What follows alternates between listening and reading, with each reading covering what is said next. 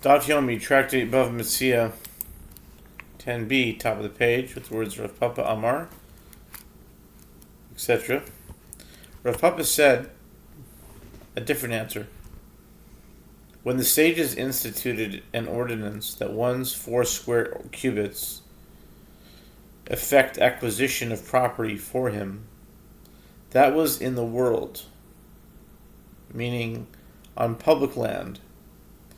But the sages did not institute this mode of acquisition for him in a field belonging to an owner.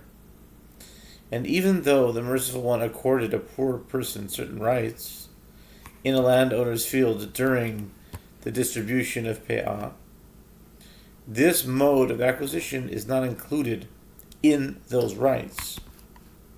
When the Merciful One accorded him rights, it was specifically to walk in the field and to collect pe'ah.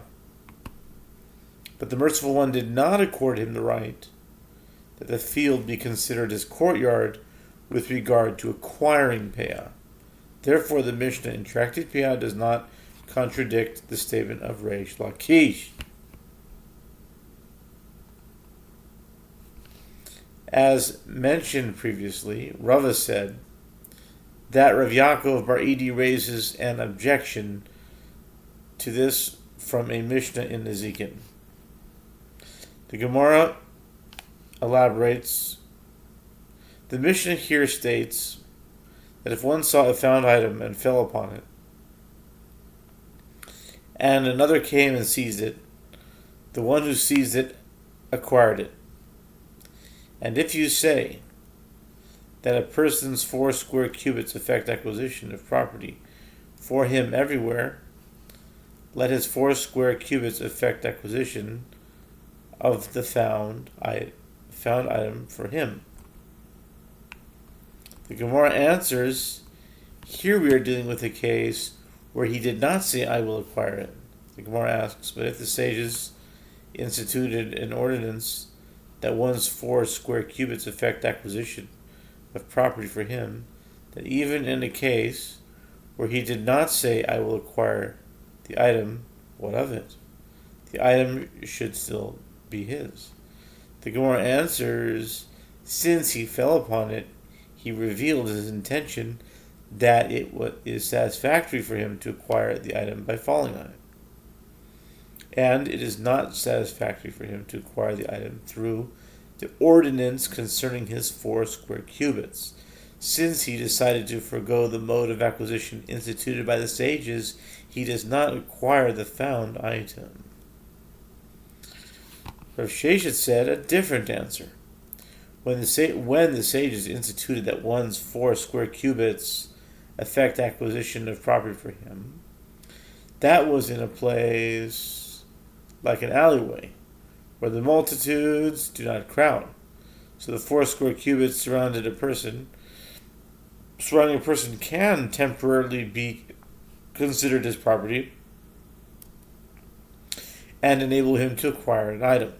But the sages did not institute this mode of acquisition in the public domain, where the multitudes crowd. The Gemara asks, but doesn't the wording of Reish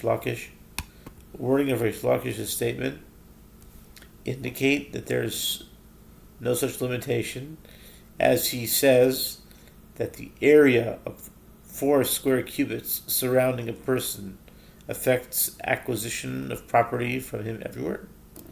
The indication is that this is true even in the public domain. The more answers, the word everywhere is not to be taken literally. It was stated to include even the sides of the public domain, areas that are adjacent to the public domain, but not actually part of it. Since the multitudes do not crowd there, one who is standing there acquires an item that is in his 4 square cubits. And Reish Lakish says,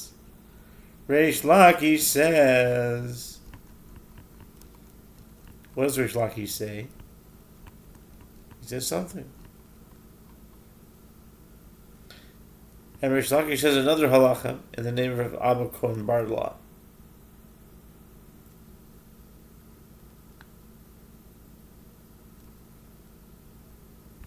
A minor girl does not have the ability to acquire property by means of her courtyard, and she does not have the ability to acquire property by means of her 4 square cubits. And Rabbi Yochanan says, in the name of Rabbi Yanai, that she has the ability to acquire property by means of her courtyard, and she has the ability to acquire property by means of her 4 square cubits.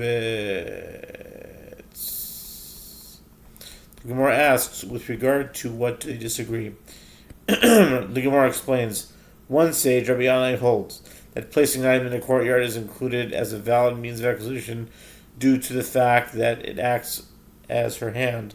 Just as a minor girl has the ability to acquire property with her hand, she also has the ability to acquire property by means of her courtyard. And one sage, Abba Kohen Bardala, holds that placing an item in a courtyard is included as a valid means of acquisition due to the option of acquiring property via agency. And just as a minor girl has no power of agency, as a minor cannot appoint an agent, she does not have the ability to acquire property by means of her courtyard either.